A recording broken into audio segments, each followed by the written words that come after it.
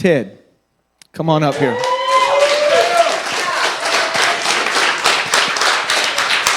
Careful now, he brought a book.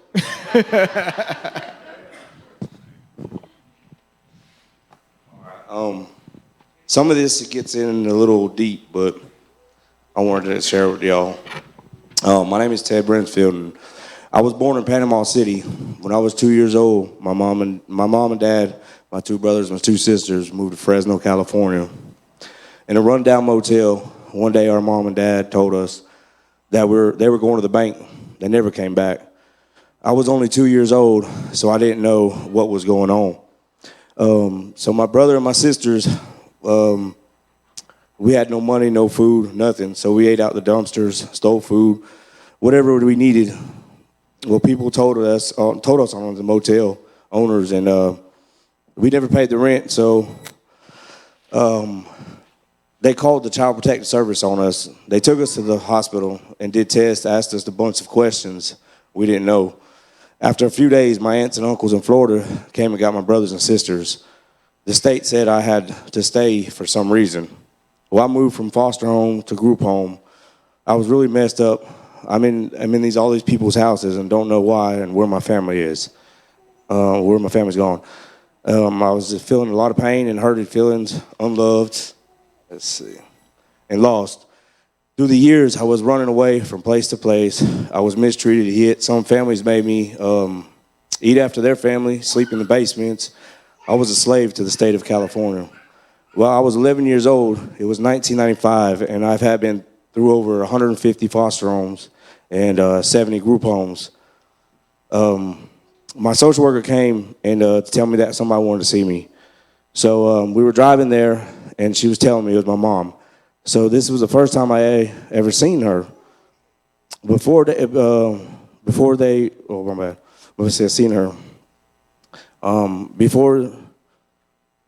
walked out on us. Well, we get to the place, and the social worker tells me to go inside, that she'll be in the car waiting if I need her. Well, I walked up to the door and knocked. No one answered, so I walked in. She was on the couch, and she looked asleep. I walked over there and sat down. She had something in her, just hanging out of her arm. I shaked her, and she opened her eyes. She looked at me. She then looked at me, and her eyes rolled back to her head, and she died. Let's see. From that day forward, my life went downhill. I didn't know God, but now I do. I know He was with me from that day. I've had a wall over my heart. I didn't let no one in. I went through more foster homes and group homes. I was doing hard drugs at 13. I was running the streets in California. I was lost, no family. I had no one but me. I did a lot of bad things, hurt a lot of bad people, a lot of people. I had no love for anyone or anything. I didn't know why I was going through all this hurt, this pain. I was very unstable. I seen and been through things that no child should ever see or go through. So at 17, I went through 274 foster homes and 176 group homes. I went to boot camp 2.5 years, went to prison. When I got out, I wanted to meet my family for the first time. I came to Florida. I was hoping to find a good family that loved me. I was wrong. So I went back to drugs to feel that pain, that hurt. But I did stuff that led me back to prison and spent my whole 20s in prison. This is where I found out about God. I wanted Him, and what He can do, but I was not ready to change. My life meant, my family meant the world to me. I was wanting love and them to hug me and tell me it's going to be okay, but that never happened. So they handed me drugs. So I was back on it really hard. I almost died. I was up for 32 days. I had not ate nothing. The cops found me in the woods and took me to the hospital. The doctor told me I almost died. My pee was pure black. He told me if I kept on, I was going to die. It didn't matter to me. It didn't matter to me. What did I have to live for? I don't got no one who loves me or didn't have no family. So I kept on. Well, in 2015, I was so messed up and tired of how my life was going. I was walking on a South Street in Marietta at 2 a.m., and I stopped in the middle of the road.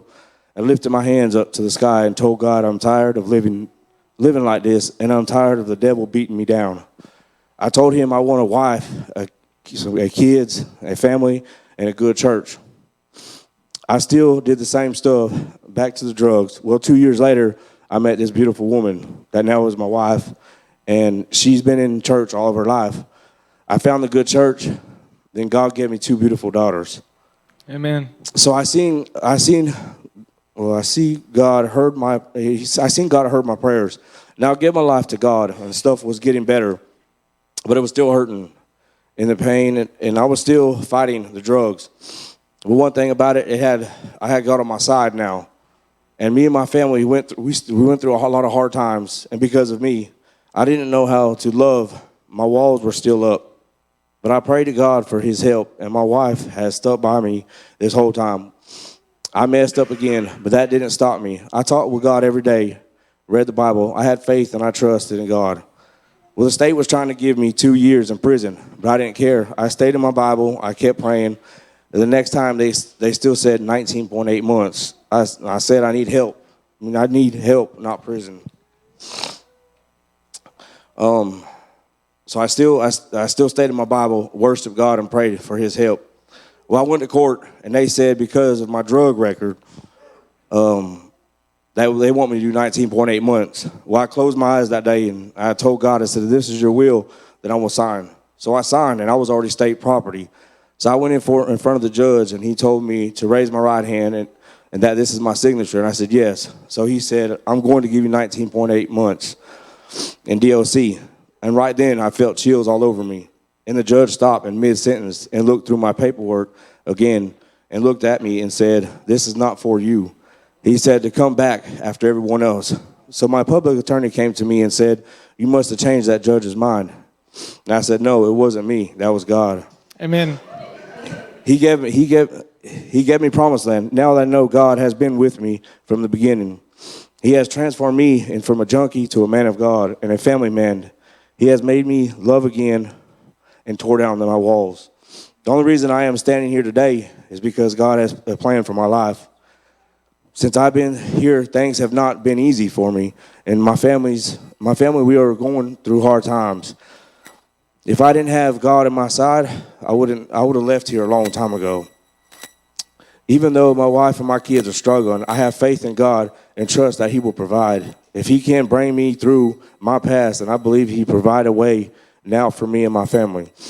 God has blessed me with a beautiful wife and kids and a great church, and now a true loving family that means to love and support me.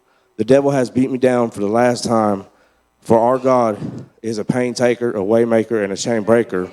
Amen. You know, if we put in the work we did to find our next fix or the love, the comfort we always wanted to fill that empty void, if we did the same thing and put that work in for God, we would be unstoppable. We are here all for the same reason. We need change in our life, and God is that change. Amen.